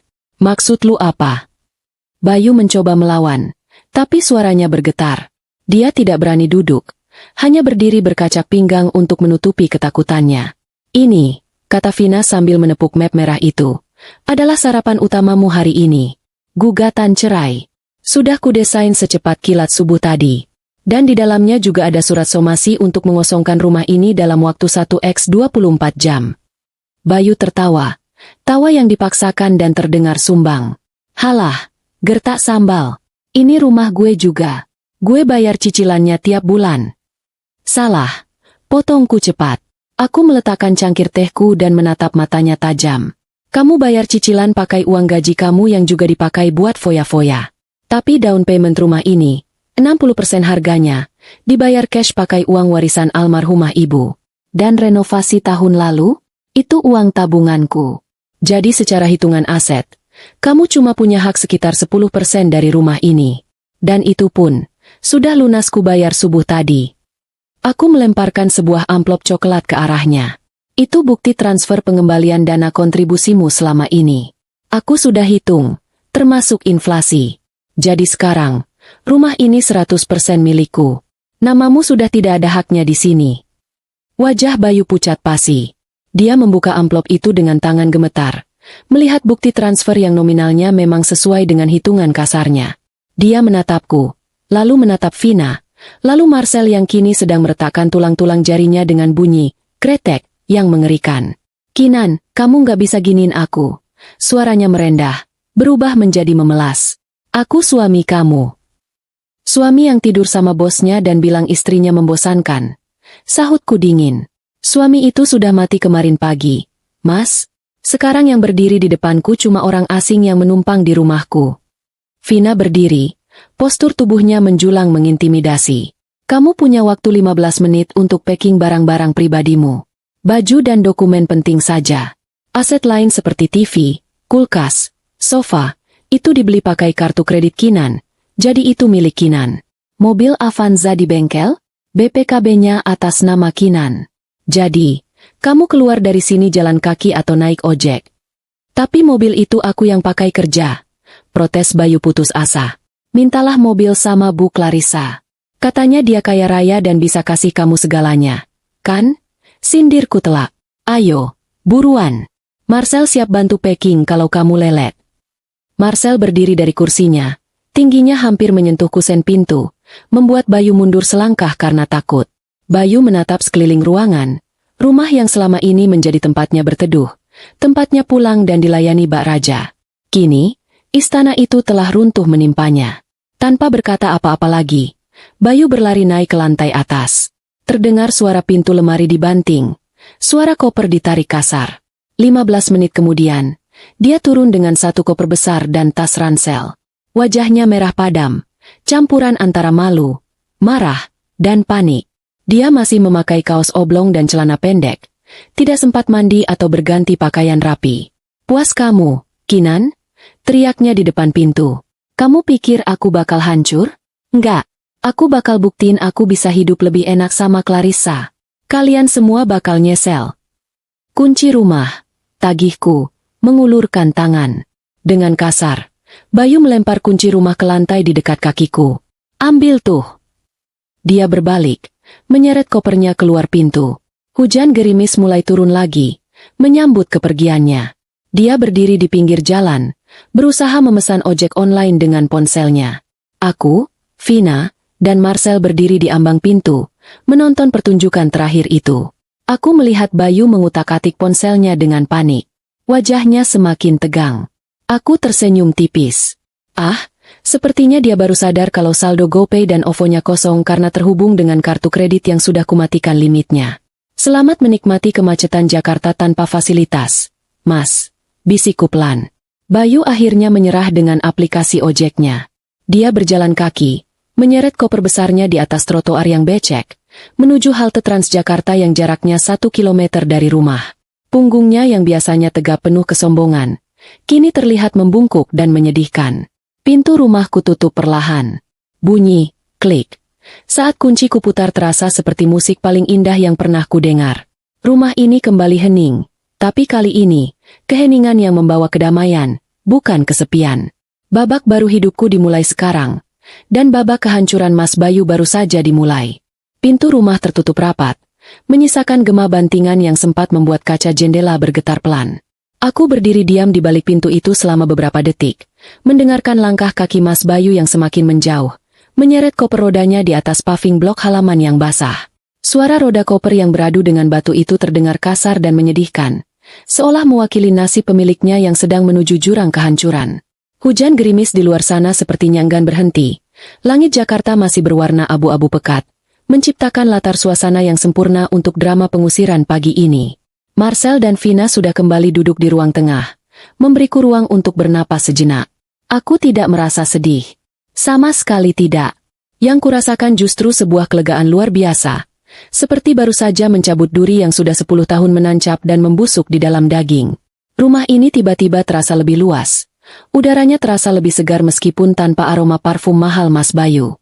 Aku menarik napas dalam-dalam, menghirup aroma kebebasan yang bercampur dengan wangi nasi uduk yang masih tersisa. Aku berjalan kembali ke ruang tengah, mengambil ponselku yang tergeletak di meja. Pertunjukan babak kedua baru saja dimulai. Gumamku pada Vina. Kakakku itu tersenyum lebar, menyesap tehnya dengan gaya santai seorang jenderal yang tahu dia sudah memenangkan perang sebelum pertempuran dimulai. Strategi kami bukan hanya tentang mengusir Bayu dari rumah, tapi juga melucuti segala fasilitas yang selama ini membuatnya merasa seperti raja. Bayu adalah tipe laki-laki yang mendefinisikan harga dirinya dari apa yang ada di dompetnya dan apa yang dia kendarai. Tanpa mobil, tanpa kartu kredit, dan tanpa uang tunai, dia hanyalah cangkang kosong yang rapuh. Aku tahu persis isi dompetnya pagi ini. Dia tidak pernah membawa uang tunai lebih dari 100.000 rupiah, karena dia terlalu mengandalkan kartu dan dompet digital. Gaya hidup cashless yang dia banggakan itu kini akan menjadi bumerang yang mematikan. 15 menit berlalu sejak Bayu keluar dari pagar rumah. Ponselku bergetar.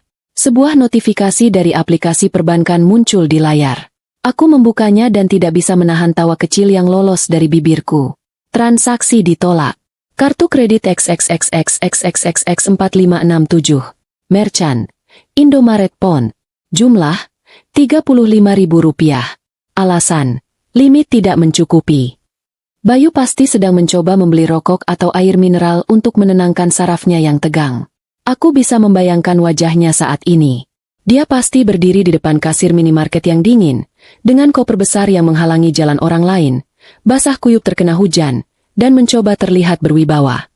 Dia akan menyodorkan kartu kredit platinum tambahannya dengan gaya angkuh, menunggu mesin EDC mengeluarkan struk persetujuan. Tapi yang keluar hanyalah bunyi bip-bip menyakitkan dan kalimat, Dechlinet, di layar mesin. Tak lama kemudian, notifikasi kedua muncul. Transaksi ditolak. Kartu debit XXXXXXXX8899. Merchant. Indomaret Pon. Jumlah. Rp35.000. Alasan. Saldo tidak mencukupi. Kali ini dia mencoba kartu debit gajinya. Kartu yang saldonya sudah terkuras habis untuk membayar pelunasan rumah subuh tadi. Aku bisa membayangkan kepanikan mulai merayapi wajahnya. Antrean di belakangnya pasti mulai panjang. Orang-orang Jakarta yang tidak sabaran akan mulai mendecak kesal, melirik jam tangan mereka, dan menatap sinis ke arah pria berpakaian aneh. Kaos oblong, celana pendek, tapi bawa koper besar, yang kartunya terus-menerus ditolak.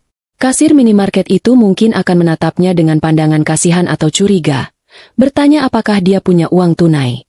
Dan Bayu, dengan segala gengsinya yang setinggi langit, harus merogoh saku celananya, mengumpulkan uang receh kembalian yang mungkin terselip, atau lebih parah lagi, membatalkan belanjaannya dan keluar dengan tangan hampa menahan malu. Ponselku bergetar lagi. Kali ini pesan WhatsApp dari Bayu yang masuk bertubi-tubi dengan huruf kapital yang menyakitkan mata. Kinan, kamu apain kartu kredit aku?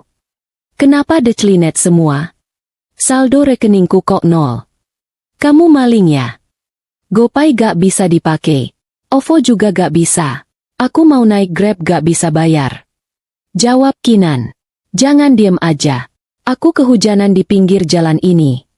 Aku membaca pesan-pesan itu dengan wajah datar, lalu mengetik balasan singkat dengan tenang. Fasilitas dicabut. Uang di rekening sudah dipakai bayar pelunasan rumah yang selama ini kamu tempati gratis.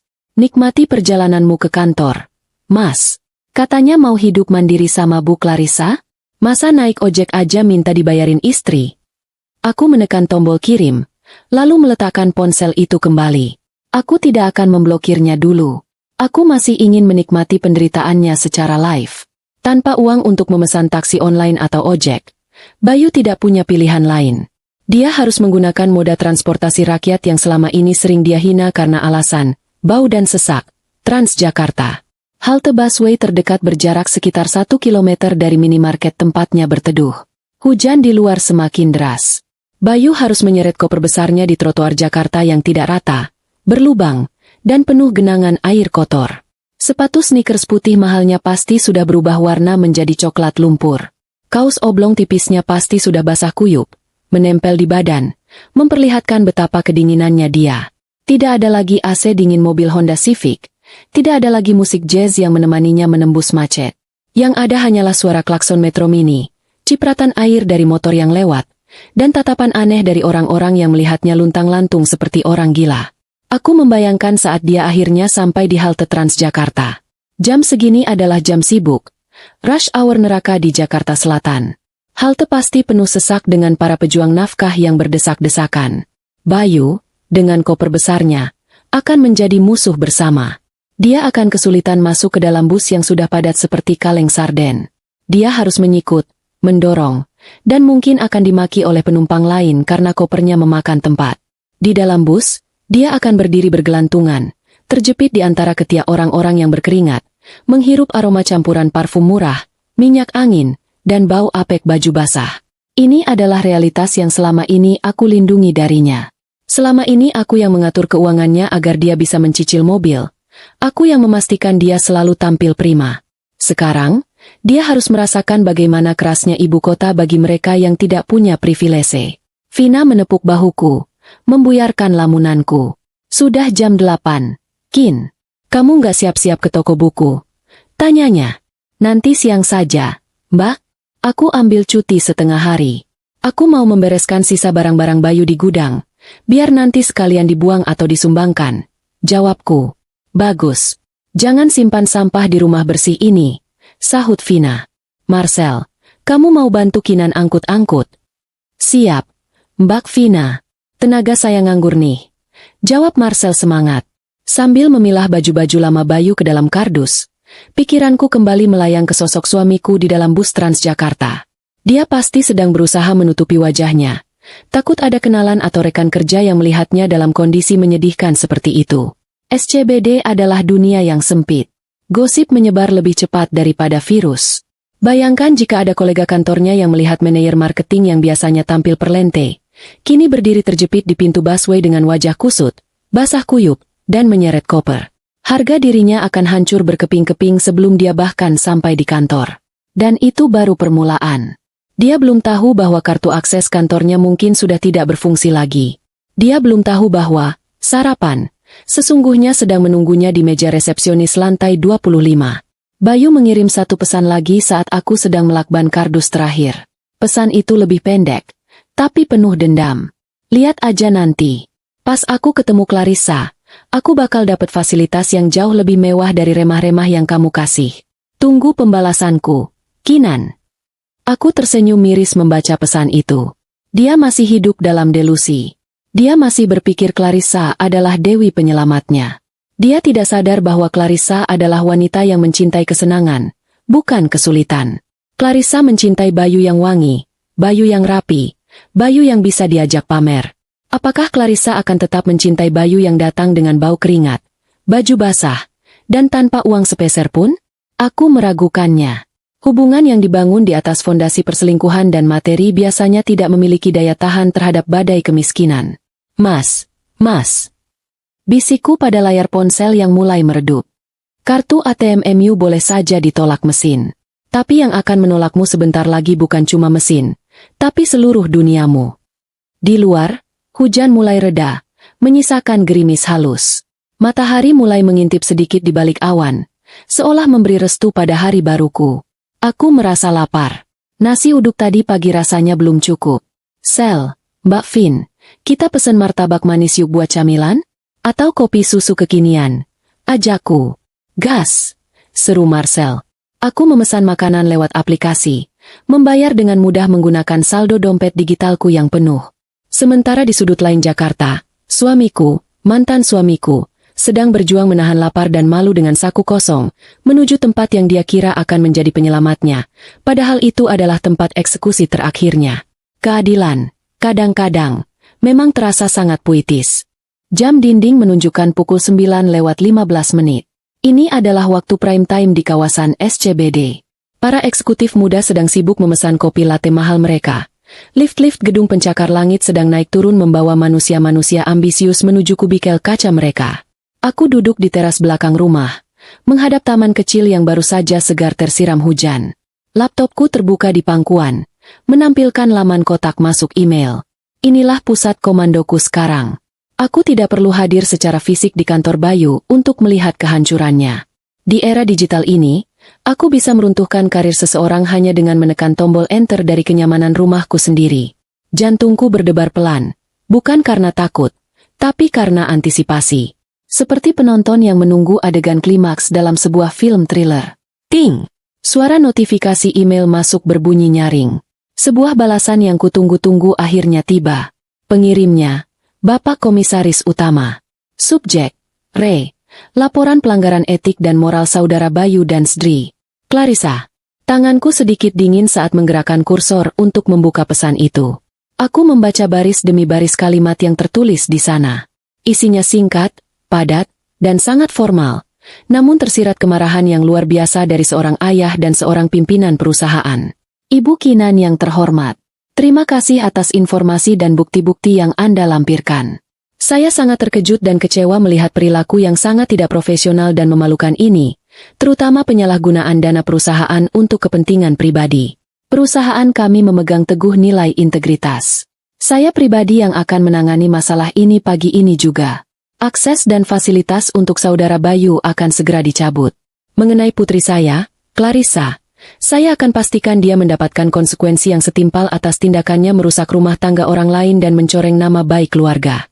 Saya turut prihatin atas apa yang menimpa Anda. Senyumku mengembang. Pak Komisaris adalah orang lama. Dia tipe pengusaha konservatif yang sangat membenci skandal, apalagi jika menyangkut uang perusahaan. Bagi orang sepertinya, perselingkuhan mungkin masih bisa dimaafkan, tapi mencuri uang perusahaan untuk foya-foya di Bali? Itu dosa tak terampuni. Dengan restu dari orang nomor 1 di perusahaan itu, nasib Bayu sudah tamat. Aku menutup laptop dan memejamkan mata, membiarkan imajinasiku merekonstruksi kejadian yang sedang berlangsung di lantai 25 gedung mewah di pusat kota sana. Aku bisa melihat Bayu, yang baru saja turun dari bus Transjakarta dan berjalan kaki cukup jauh dari halte ke lobi gedung. Dia pasti sudah berusaha merapikan dirinya di toilet umum lantai dasar. Mencuci muka, menyisir rambut dengan jari, dan mencoba mengeringkan kaos oblongnya di bawah mesin pengering tangan. Tapi aura kekusutan itu tidak bisa disembunyikan. Dia berjalan menuju gate masuk lobi dengan sisa-sisa kepercayaan dirinya. Dia ingin segera naik ke lantai atas, menemui Clarissa, dan mendapatkan pelukan serta jaminan hidup mewah yang dijanjikan. Dia mengeluarkan kartu akses karyawannya dari dalam dompet, menempelkannya ke panel sensor di gerbang putar. Biasanya, lampu akan berubah hijau dan palang akan terbuka dengan bunyi bip yang ramah. Tapi hari ini, bunyi yang terdengar adalah nada bas panjang yang kasar. Lampu indikator menyala merah menyala. Bayu pasti panik. Dia menempelkan kartunya lagi, dan lagi. Bip, meh, bip, meh. Orang-orang di belakangnya mulai menggerutu. Satpam lobi yang biasanya menyapanya dengan hormat. Pagi, Pak Bayu. Kini mendekat dengan wajah kaku dan tatapan waspada. Maaf, Pak Bayu, kata satpam itu. Mungkin Pak Asep yang dulu sering kubawakan gorengan. Akses Bapak sudah diblokir dari pusat. Bapak tidak diizinkan naik. Maksud kamu apa, Pak Asep? Saya manajer di sini. Ini pasti kartunya rusak kena hujan. Bayu pasti akan membentak, mencoba menutupi rasa malunya dengan amarah. Suaranya akan menggema di lobi marmer yang luas itu, menarik perhatian semua orang, resepsionis, tamu, kurir, dan karyawan lain yang sedang lalu lalang. Perintah langsung dari manajemen atas. Pak, Bapak diminta menunggu di sini. HRD dan security internal akan turun menemui Bapak. Jawab Pak Asep tegas, sambil memberi kode pada dua satpam lain yang berbadan tegap untuk mendekat, mengepung Bayu seolah dia adalah ancaman keamanan. Di saat yang sama, di lantai 25, drama lain pasti sedang terjadi. Clarissa, sang putri mahkota yang arogan, mungkin baru saja dipanggil ke ruangan ayahnya. Dia masuk dengan gaya manja, mengira ayahnya hanya akan memberinya teguran ringan. Tapi yang dia hadapi adalah tumpukan bukti cetak, foto-foto mesum mereka, mutasi rekening perusahaan yang diselewengkan, dan surat pemecatan Bayu. Fasilitas Clarissa dilucuti detik itu juga. Kartu kredit unlimitednya digunting di depan matanya. Mobil mewahnya ditarik. Jabatan empuknya dibekukan. Dia bukan lagi bos yang berkuasa. Dia hanyalah anak nakal yang tertangkap basah dan sedang dihukum kurungan. Clarissa pasti histeris, menyalahkan Bayu, berteriak bahwa dia digoda oleh laki-laki itu. Cinta sejati? Omong kosong. Dalam situasi terdesak, pelakor seperti Clarissa akan menyelamatkan kulitnya sendiri terlebih dahulu. Lamunanku buyar ketika ponselku berdering panjang. Nama, Mas Bayu, muncul di layar. Ini dia, panggilan kekalahan.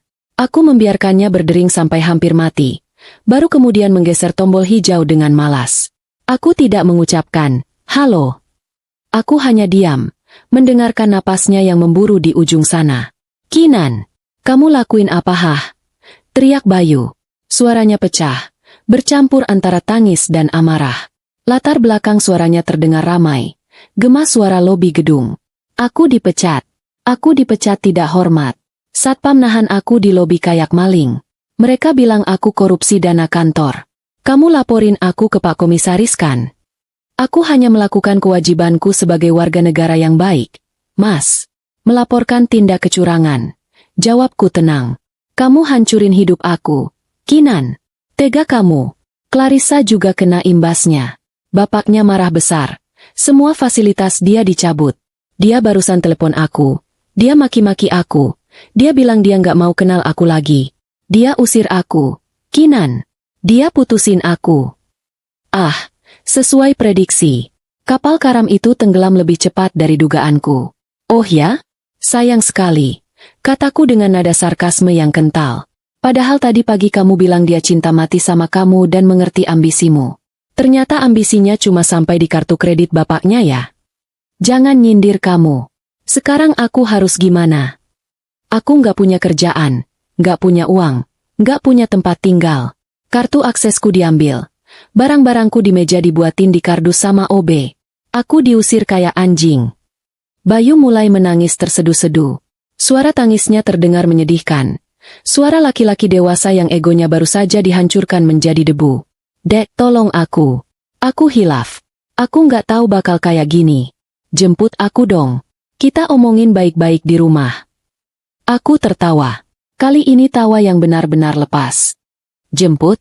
Kamu lupa mobil Avanza MU sudah disita? Dan rumah? Rumah mana yang kamu maksud? Rumahku? Maaf ya, Mas. Di rumahku tidak ada tempat penampungan untuk pengangguran yang selingkuh. Kinan, aku suamimu. Mantan. Segera. Koreksiku. Saran aku, mending kamu cari kos-kosan murah di pinggiran. Atau kalau nggak punya uang, mungkin bisa tidur di masjid atau emperan toko. Kamu kan laki-laki hebat. Penuh ambisi, pasti bisa survive dong tanpa istri yang membosankan. Ini, selamat menikmati kebebasanmu, Mas Bayu. Itu kan yang kamu mau? Hidup penuh tantangan? Nah, sekarang tantangannya sudah ada di depan mata. Bertahan hidup. Aku mematikan telepon, memutus sambungan, memutus harapan terakhirnya. Aku langsung memblokir nomornya, memblokir WhatsApp-nya, dan memblokir semua akses media sosialnya. Hening kembali. Tapi kali ini, keheningan itu terasa sangat manis. Aku melihat jam. Hampir jam makan siang. Perutku berbunyi. Mbak Vin, Marcel, panggilku. Kita makan siang di Senopati yuk? Aku yang traktir. Kita rayakan hari pertama aku menjadi janda kaya yang bebas. Vina tertawa dan langsung mengambil kunci mobilnya. Kami melangkah keluar rumah, meninggalkan bayang-bayang masa lalu yang kelam. Di luar sana, matahari bersinar terik, mengeringkan sisa-sisa hujan, seolah alam semesta pun ikut merayakan kemenangan seorang istri yang akhirnya berani melawan. Sementara di lobi gedung SCBD sana, aku yakin ada seorang pria yang sedang duduk di lantai dengan koper besarnya, menatap nanar ke arah pintu keluar, menyadari bahwa dia baru saja menukar berlian dengan batu kali, dan sekarang batu itu pun menimpanya hingga remuk. 3 bulan telah berlalu sejak badai besar itu menghantam rumah tanggaku, atau lebih tepatnya, membersihkan rumah tanggaku dari kotoran. Waktu 3 bulan ternyata bisa terasa sangat lambat sekaligus sangat cepat. Lambat bagi mereka yang menderita. Namun melesat cepat bagi mereka yang sedang sibuk membangun kembali puing-puing kehidupan menjadi istana baru. Bagi Kinan yang dulu, 3 bulan mungkin hanya berisi rutinitas membosankan antara rumah dan toko buku. Namun bagi Kinan yang sekarang, 3 bulan adalah sebuah revolusi. Proses perceraian kami berjalan mulus, berkat tangan dingin Vina dan tim hukumnya yang tak memberi celah sedikit pun bagi Bayu untuk melawan. Bukti-bukti yang kuserahkan terlalu kuat, terlalu telak. Hakim mengetuk palu 2 minggu lalu, meresmikan statusku sebagai janda, kata yang dulu terdengar menakutkan, tapi kini terdengar seperti gelar kebebasan. Harta Gonogini telah diputuskan, rumah, mobil Avanza, dan sebagian besar aset tetap menjadi milikku karena terbukti dibeli menggunakan dana warisan ibuku. Bayu hanya mendapatkan sisa tabungan di rekening gajinya yang tak seberapa, dan seperangkat pakaian lamanya. Kehidupan baruku terasa begitu cerah. Bisnis catering, dapur Kinan, yang awalnya hanya iseng-iseng kurjakan di akhir pekan, kini meledak pesat. Berawal dari pesanan makan siang teman-teman kantor Vina yang ketagihan dengan sambal bawang buatanku, pesanan mulai mengalir deras bak air bah. Aku bahkan harus merekrut 2 asisten rumah tangga tetangga untuk membantuku memasak di dapur subuh-subuh. Aroma rumahku kini selalu dipenuhi wangi bumbu rempah yang sedap, menggantikan memori aroma parfum selingkuhan yang pernah meracuni udara di sini. Sore harinya, setelah urusan catering selesai, aku sering menghabiskan waktu di kafe-kafe cantik di kawasan Senopati atau Gunawarman bersama Vina dan teman-teman lamaku. Kami tertawa lepas, membicarakan bisnis, masa depan, dan liburan, tanpa ada beban pikiran tentang suami yang belum pulang atau pesan WhatsApp yang tak dibalas. Aku membeli baju baru, merawat diri ke salon, dan kembali menemukan Kinan yang ceria, Kinan yang percaya diri, Kinan yang bersinar. Sebaliknya, Kabar tentang Bayu dan Clarissa sampai ke telingaku bukan karena aku mencarinya, tapi karena dunia ini sempit. Teman-teman lama Bayu yang dulu sering ia banggakan, satu persatu mulai berbalik arah dan membocorkan kondisinya padaku, mungkin sebagai bentuk permintaan maaf atau sekadar ingin bergosip. Kehidupan, dongeng, yang Bayu impikan bersama putri komisaris itu ternyata runtuh lebih cepat daripada rumah kartu yang ditiup angin. Setelah dipecat dengan tidak hormat dan dimasukkan ke dalam daftar hitam industri karena kasus penyelewengan dana, Bayu menjadi paria. Tidak ada perusahaan bona fide yang mau mempekerjakannya. Clarissa pun setali tiga uang. Ayahnya, sang pak komisaris yang murka, benar-benar memegang janjinya. Beliau membekukan semua aset Clarissa, menarik apartemen mewahnya, dan menyita mobil sportnya. Sang putri raja tiba-tiba menjadi rakyat jelata dalam semalam. Tanpa uang, tanpa fasilitas, dan tanpa keahlian bertahan hidup, pasangan Romeo dan Juliet, versi gagal itu terpaksa menelan pil pahit realita. Mereka menyewa sebuah kamar kos sempit di daerah pinggiran Jakarta, jauh dari gemerlap SCBD. Aku pernah melihat foto kosan itu dari unggahan teman Bayu yang kebetulan tinggal di area sana. Itu adalah kos-kosan petak di gang sempit yang lembab, dengan dinding yang catnya mengelupas dan jemuran pakaian dalamnya menggantung semrawut di depan pintu. Tidak ada AC sentral, tidak ada kolam renang infinity, tidak ada layanan laundry gratis. Yang ada hanyalah kipas angin kecil yang berputar berisik berusaha mengusir hawa panas Jakarta yang memanggang atap asbes. Bayangkan Bayu, yang terbiasa tidur di kasur king size dengan spray katun Jepang di rumahku yang sejuk, kini harus tidur berhimpitan di kasur busa tipis yang diletakkan di lantai. Bayangkan Clarissa, yang terbiasa perawatan kulit jutaan rupiah dan makan brunch di Hotel Bintang 5, kini harus berbagi kamar mandi umum yang antreannya panjang dan airnya sering mati. Romantisme perselingkuhan mereka diuji habis-habisan oleh tagihan listrik token yang terus berbunyi titit-titit minta diisi, oleh nyamuk-nyamuk nakal yang tidak peduli seberapa cantik korbannya, dan oleh perut yang lapar. Cinta yang katanya mengerti ambisi, itu ternyata tidak bisa dimakan. Kabarnya, pertengkaran menjadi menu sarapan mereka setiap hari. Suara teriakan Clarissa sering terdengar hingga ke tetangga sebelah. Dia menyalahkan Bayu atas kemalangannya. Gara-gara kamu aku dibuang papaku. Kamu laki-laki nggak guna. Mana janji kamu mau sukses? Mana bukti kamu hebat? Teriaknya. Clarissa yang manja tidak tahan hidup susah. Dia mulai menjual barang-barang brandednya satu persatu di situs jual beli barang bekas. Tas Hermes, sepatu Louboutin, jam tangan mewah. Semuanya dijual murah demi menyambung hidup dan membayar sewa kos. Dan uang hasil penjualan itu habis dalam sekejap karena Clarissa tidak bisa menahan gaya hidupnya. Dia tetap memesan makanan mahal lewat ojek online meski Bayu melarangnya. Bayu sendiri hancur lebur. Dia mencoba melamar kerja sana-sini, tapi rekam jejaknya yang buruk membuatnya selalu ditolak. Dia akhirnya bekerja serabutan, menjadi supir taksi online menggunakan akun pinjaman teman, atau menjadi maklar tanah yang tak kunjung laku. Wajahnya yang dulu glowing dan terawat kini kusam, terbakar matahari, dan terlihat jauh lebih tua dari usianya. Dia mulai merokok kretek murah karena tak sanggup beli rokok putih favoritnya. Ego lelakinya diinjak-injak setiap hari oleh rengekan dan makian Clarissa. Dia baru sadar bahwa Kinan yang membosankan itu adalah wanita yang selama ini memberinya kestabilan, yang mengatur gajinya, yang menyiapkan makanannya, yang membuatnya terlihat terhormat. Bersama Clarissa, dia hanya menjadi samsak tinju emosional. Puncaknya terjadi seminggu yang lalu. Seorang teman mengirimkan tangkapan layar Instagram story Clarissa.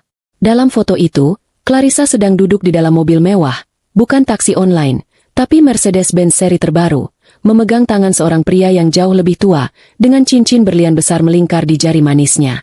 Captionnya berbunyi, "Back to reality. Bye-bye toxic poor life." Clarissa akhirnya menyerah. Dia tidak tahan hidup menderita demi cinta yang ternyata palsu. Dia meninggalkan Bayu begitu saja di kosan sempit itu, pergi bersama seorang sugar daddy, atau mungkin rekan bisnis ayahnya yang bersedia menampungnya kembali ke dunia kemewahan.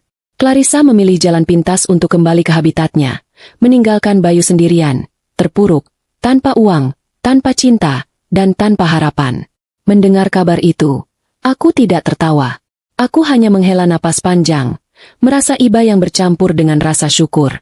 Iba karena melihat betapa rendahnya seorang manusia bisa jatuh akibat keserakahannya sendiri, dan bersyukur karena Tuhan telah menyelamatkanku dari laki-laki yang tidak tahu bersyukur.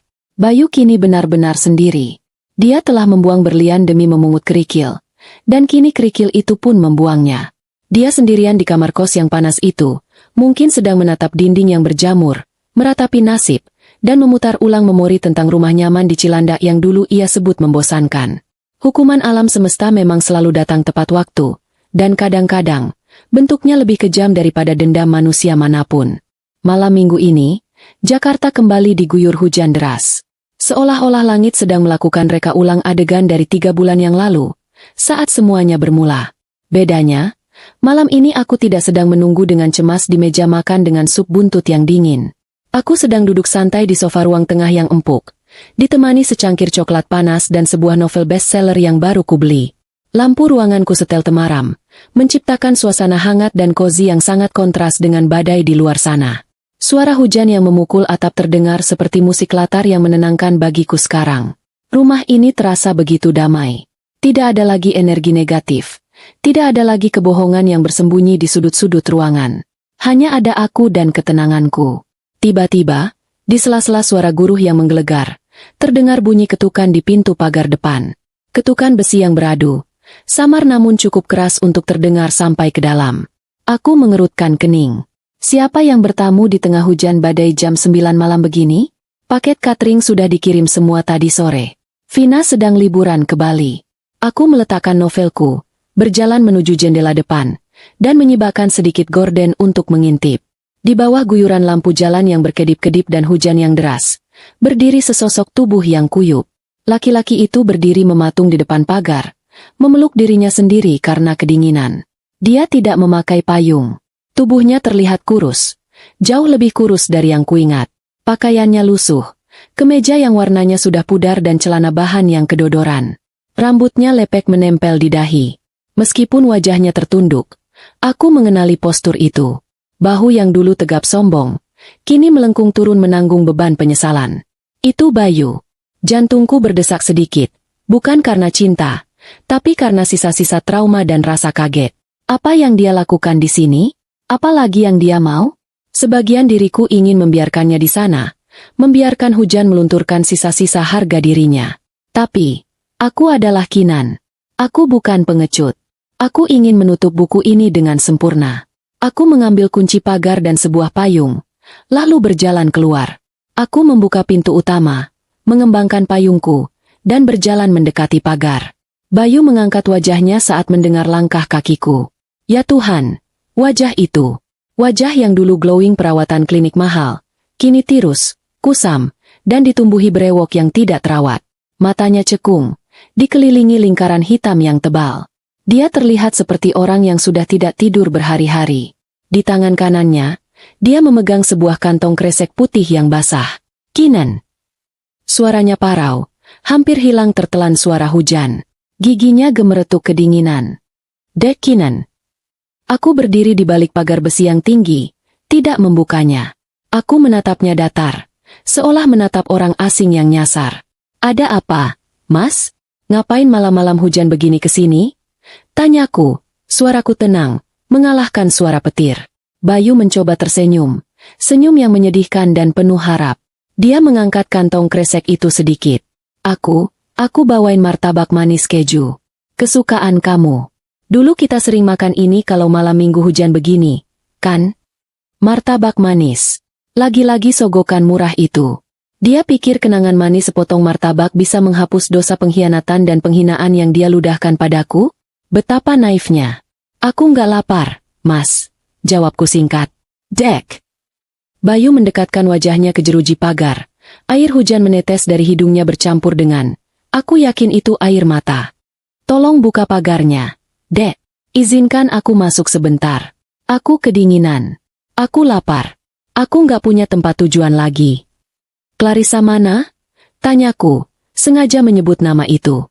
Wajah Bayu berubah menjadi topeng kesakitan. Dia jahat, Kin. Dia ninggalin aku. Dia balik sama om-om kaya. Dia buang aku pas aku lagi susah. Aku sadar sekarang, Dek, cuma kamu yang tulus. Cuma kamu rumahku. Aku hilaf, Kin. Sumpah, aku nyesel senyesel-nyeselnya. Aku bodoh udah lepasin berlian demi sampah. Maafin aku, Dek. Kita mulai lagi ya. Aku janji bakal perbaiki semuanya. Aku bakal jadi suami yang baik, yang nurut sama kamu. Kata-kata itu. Kata-kata klise yang mungkin sudah disiapkannya sepanjang perjalanan dari kosannya yang kumuh ke sini. Dulu, mungkin aku akan luluh. Dulu, Kinan yang naif mungkin akan membuka pagar, memberinya handuk, dan membiarkannya masuk kembali ke dalam hidupnya. Tapi Kinan yang berdiri di sini sekarang adalah wanita yang sudah ditempa api pengkhianatan. Aku melihatnya bukan sebagai suami yang tersesat, tapi sebagai benalu yang mencoba kembali menempel pada inangnya. Mas, potongku pelan. Kamu ingat apa yang kamu bilang 3 bulan lalu di ruang tengah? Kamu bilang aku membosankan. Kamu bilang kamu butuh tantangan. Kamu bilang kamu gak nyesel tidur sama dia. Kamu bilang kamu mau upgrade hidup. Bayu terisak. Bahunya berguncang hebat. Aku salah, Kin. Aku salah besar. Itu setan yang ngomong. Aku cinta sama kamu. Enggak, Mas. Kamu enggak cinta sama aku. Kamu cuma cinta sama kenyamanan yang aku kasih. Kamu balik ke sini bukan karena rindu aku, tapi karena kamu lapar, kamu kedinginan, dan kamu bangkrut. Kalau Clarissa masih kaya dan mau nampung kamu enggak akan ingat jalan ke rumah ini, kataku telak. Kebenaran itu menghantamnya keras, membuatnya terdiam. Martabak itu. Aku menunjuk resek basah di tangannya. Bawa pulang aja, atau kasih ke orang di jalan yang lebih butuh. Di rumah ini, kulkasnya penuh. Hatinya juga sudah penuh dengan kebahagiaan baru. Nggak ada tempat lagi buat kamu. Kinan, tolong sekali ini aja. Bayu mulai berlutut di aspal basah. Tangannya mencengkeram besi pagar. Pemandangan yang menyedihkan. Seorang mantan manajer SCBD yang sombong kini bersimpuh di kaki mantan istrinya. Aku mundur selangkah. Hatiku tidak sakit, tidak juga senang melihatnya menderita. Aku hanya merasa selesai. Pulanglah, Mas. Kemanapun itu, asal bukan di sini. Rumah ini bukan rumahmu lagi. Rumah ini milik Kinan. Dan Kinan yang ini, sudah tidak kenal siapa kamu. Ucapku tegas. Tanpa menunggu jawabannya, aku membalikkan badan. Kinan, jangan tinggalin aku. Kinan. Teriaknya memanggil namaku. Suaranya pecah bersaing dengan guruh. Aku berjalan kembali menuju pintu utama, menutup payungku, dan masuk ke dalam rumah. Aku menutup pintu kayu jati yang kokoh itu perlahan. Klik. Suara kunci yang berputar menjadi penutup dari segala drama ini. Suara teriakan Bayu di luar sana perlahan hilang, tenggelam oleh suara hujan yang semakin deras mencuci dosa-dosa kota Jakarta. Aku bersandar di pintu sebentar, menarik napas panjang, dan tersenyum. Senyum yang benar-benar lepas. Aku berjalan kembali ke sofa, mengambil cangkir coklat panasku yang masih hangat. Aku menyeruputnya perlahan, merasakan manis dan hangatnya menjalar ke seluruh tubuh. Di luar sana, ada masa lalu yang sedang kedinginan dalam penyesalan abadi. Di dalam sini, ada masa depan yang hangat dan cerah. Aku kembali membuka novelku, melanjutkan halaman yang tertunda. Hidupku baru saja dimulai, dan kali ini, aku adalah penulis tunggal dari ceritaku sendiri.